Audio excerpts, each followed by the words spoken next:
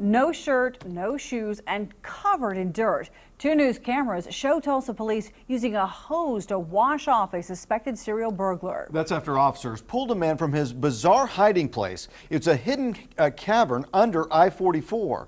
2 News multimedia journalist Rico Bush is live with new information about this unusual find. Rico? Well, Russ, Karen, about 20 feet from where we're standing right now is where police say across this highway is where they found their suspect hiding in a 50-foot hole.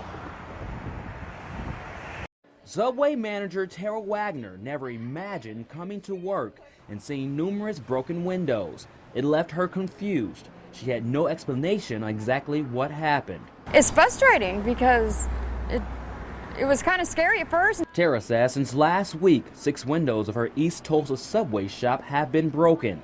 She says someone had been stealing food and drinks. We got video of a guy coming in, taking bread, taking chips, taking some stuff out of the pop machine. After the latest burglary, police got close. They ran after the man until he disappeared. Then police found the suspect this morning, hiding inside a cave under the highway.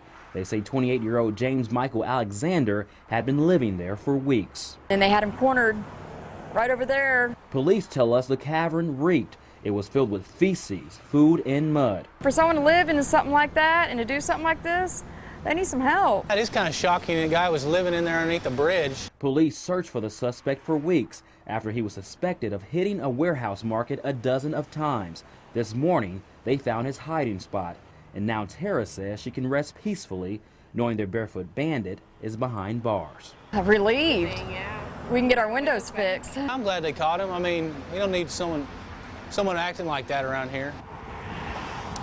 And Russ, the police say the suspect is normally a guy who steals food. He is now in the Tulsa County Jail and has been held on $7,000 bond. Reporting in East Tulsa, I'm Rico Bush. 2 News works for you.